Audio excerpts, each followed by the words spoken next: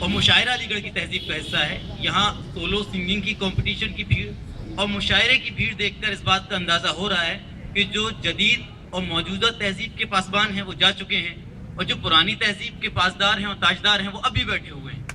یہ چیز ظاہر کرتی ہے کہ ہم اب بھی اسی تہذیب کو لے کر چلتے ہیں جس کو ہمارے آباء و اجداد نے، ہمارے پرکھوں نے، ہمارے اسلاف نے اپنا خون جگر دے کر کے پالا ہے، سنبھالا ہے. اور تعداد زیادہ ہے، 45 سے زیادہ شعراء یہاں موجود ہیں اور یہ مشاعرہ مجھے کمپٹیشن زیادہ، مشاعرہ کم لگ رہا ہے. بہرحال میں یہاں سے اپنی بات کا آغاز کرتا ہوں کہ ہم سبھی اسٹوڈنٹ ہیں اور اسی نوع کے اشعار پڑھوں گا میں کہ ایک پل چین نہیں پاتی ہے، ایک پل چین نہیں پاتی ہے، اس کی فکر نہیں جاتی ہے. ایک پل چین نہیں پاتی ہے، اس کی فکر نہیں جاتی ہے، اور جب تک بیٹا گھر نہیں لوٹے ماں کو نیند نہیں آتی. ایک پل چین نہیں پاتی ہے، اس کی فکر نہیں جاتی ہے، جب تک بیٹا گھر نہیں لوٹے ماں کو نیند نہیں آتی ہے. یہ داد بتا رہی ہے کہ ہمارے دل میں اب بھی یہ الفاظ ہیں کہ اپنے اسلاف کو بدنام نہ ہونے دیں گے. دیکھیے علی گڑھ یہ مشاعرے کا معیار سامعین سے ہوتا ہے، سننے والوں سے مشاعرے کا معیار ہوتا ہے، پڑھنے والوں سے نہیں ہوتا ہے. پڑھنے والا کیا پڑھ رہا ہے اس کو طے کرنے والے اور اس کے معیار کو جانچنے والے وہ ہیں جو وہاں بیٹھے ہوئے ہیں. یہاں پر تو آگے کوئی بھی کچھ بھی پڑھ دے گا. یہاں بھی ایک اعلان کیا گیا تھا کہ ادبی اور معیاری اشعار پڑھے جائیں، تو ادب کون طے کرتا ہے؟ یہ عوام ہے. معیار کون طے کرتا ہے؟ یہ عوام ہے. آپ کو طے کرنا ہے. بہرحال میں اپنا شعر پڑھتا ہوں کہ اپنے اسلاف کو بدنام نہ ہونے دیں گے، ان کی عظمت کو یوں گمنام نہ ہونے دیں گے. اپنے اسلاف کو بدنام نہ ہونے دیں گے، ان کی عظمت کو یوں گمنام نہ ہونے دیں گے. اور ہم تو ذرے ہیں اجالوں سے چمک پاتے ہیں، ہم تو ذرے ہیں اجالوں سے چمک پاتے ہیں، ان اجالوں کی کوئی شام نہ ہونے دیں گے. ان اجالوں کی بہت بہت شکریہ. اور چند اشعار و قطعات پڑھتا ہوں. ایک نظم میں نے لکھی ہے اس مشاعرے کے لیے، طلباء کا مشاعرہ ہے. یہ قطعہ اور ملاحظہ فرمائیں کہ صحرا صحرا تیغ لڑاؤ، چاند چاند پر جاؤ تم. یہ اعلان ہے علی گڑھ مسلم یونیورسٹی کے طلباء کا تمام دنیا والوں کے لیے کہ صحرا صحرا تیغ لڑاؤ، چاند چاند پر جاؤ تم. اپنا تو ہے علم سے ناتا، اس میدان میں آؤ تم. صحرا صحرا تیغ لڑاؤ، چاند چاند پر جاؤ تم. اپنا تو ہے علم سے ناتا، اس میدان میں آؤ تم. اور ایک درخواست ہے کہ دیکھو تم پر ٹکے ہیں گھر کے وہ سیدھا حالات سبھی. یہاں علی گڑھ مسلم یونیورسٹی میں پڑھنے والے بچے تقریباً زیادہ تر جو ہیں مڈل کلاس فیملیز سے ہیں، تو ان کے لیے ایک درخواست میری اور ایک پیغام، ایک میسج. دیکھو تم پر ٹکے ہیں گھر کے وہ سیدھا حالات سبھی، دیکھو تم پر ٹکے ہیں گھر کے وہ سیدھا حالات سبھی.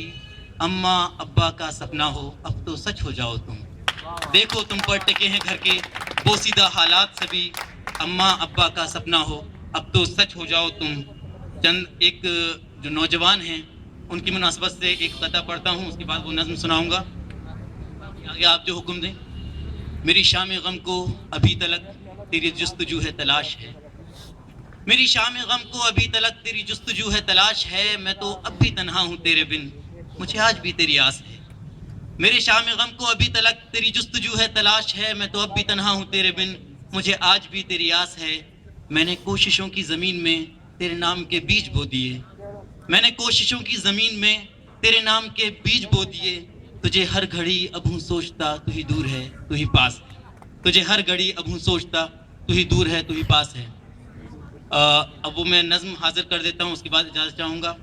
پس منظر آپ جانتے ہیں کہ سیاسی حالات علی گڑھ مسلم یونیورسٹی کو کس طریقے سے کھائے جا رہے ہیں اور تمام تر پریشانیاں اس وقت درپے ہیں. انہی سب چیزوں کو ذہن میں رکھتے ہوئے ایک مختصر مثنوی کی شکل میں ایک نظم لکھی ہے. پس منظر یہ ہے کہ سر سید احمد خان صاحب جنت میں ہیں اور غمگین بیٹھے ہوئے ہیں اور رنجیدہ بیٹھے ہوئے ہیں، اور فرشتے آ کر کے ادارے کے متعلق ان سے بات کرتے ہیں. نظم کچھ اس طرح ہے کہ عرش والے تھے پھنسے ایک پریشانی میں، عرش والے تھے پھنسے ایک پریشانی میں، آ کے کہنے لگے سید سے یہ حیرانی میں. عرش والے تھے پھنسے ایک پریشانی میں، آ کے کہنے لگے سید سے یہ حیرانی میں. ایک مدت پہ تجھے ہم نے پریشاں دیکھا، ایک مدت پہ تجھے ہم نے پریشاں دیکھا، ہے بڑا رنج کوئی جس میں ہراساں دیکھا. تیری دنیا میں سنا رنج تھے زحمت تھی بہت، تیری دنیا میں سنا رنج تھے زحمت تھی بہت، قوم کے واسطے دکھ درد تھے خفت تھی بہت. تیری ہر رات سنا قوم کے غم میں گزری، تیری ہر رات سنا قوم کے غم میں گزری اور ہر ایک گھڑی دن کی علم میں گزری. تجھ پہ تھوکا تیرے احباب تیرے یاروں نے, تجھ پہ تھوکا تیرے احباب تیرے یاروں نے, تجھے گھنگرو دیے دولت کے پرستاروں نے. تجھ کو تھوکا تیرے احباب تیرے یاروں نے, تجھے گھنگرو دیے دولت کے پرستاروں نے. قوم کے غم نے ستایا بھی مٹایا, یہ فرشتے کہہ رہے ہیں سب تصویر احمد خان صاحب سے. قوم کے غم نے ستایا بھی مٹایا بھی تجھے, قوم کے غم نے ستایا بھی مٹایا بھی تجھے, پھر اسی غم نے تہجد میں رلایا بھی تجھے. قوم کے غم نے ستایا بھی مٹایا بھی تجھے, پھر اسی غم نے تہجد میں رلایا بھی تجھے. پر سنا تو بھی بڑی ہمتوں والا نکلا, پر سنا تو بھی بڑی ہمتوں والا نکلا, تیرے ہی ذہن سے وہ خواب نرالا نکلا. تیرے خوابوں کا محل تیری مشقت کا عوض, تیرے خوابوں کا محل تیری مشقت کا عوض ہے ابھی تک وہ تیری قوم کی خدمت کی غرض. تیرے خوابوں کا محل تیری مشقت کا عوض ہے ابھی تک وہ تیری قوم کی خدمت کی غرض. پھر تیری آنکھ میں یہ رنج و علم کیسا ہے, پھر تیری آنکھ میں یہ رنج و علم کیسا ہے, مرد مومن تیرا یہ تجھ پہ ستم کیسا ہے. پھر تیری آنکھ میں یہ رنج و علم کیسا ہے, مرد مومن تیرا یہ تجھ پہ ستم کیسا ہے. اپنے چہرے پہ تفکر کا سبب بتلا دے, اپنے چہرے پہ تفکر کا سبب بتلا دے, اس قدر سخت تقدر کا سبب بتلا دے. مڑ کے سید نے کہا میں تمہیں بتلاؤں کیا, مڑ کے سید نے کہا میں تمہیں بتلاؤں کیا, درد جو پائے ہیں اپنوں سے وہ دکھلاؤں کیا. مڑ کے سید نے کہا میں تمہیں بتلاؤں کیا, درد جو پائے ہیں اپنوں سے وہ دکھلاؤں کیا. میرے ظالم میرے محسن تھے سو جنت میں گئے, یعنی گھنگرو دینے والے اور تھوکنے والے. میرے ظالم میرے محسن تھے سو جنت میں گئے اور حساس گئے خوف کی عادت میں گئے. میرے ظالم میرے محسن تھے سو جنت میں گئے اور حساس گئے خوف کی عادت میں گئے.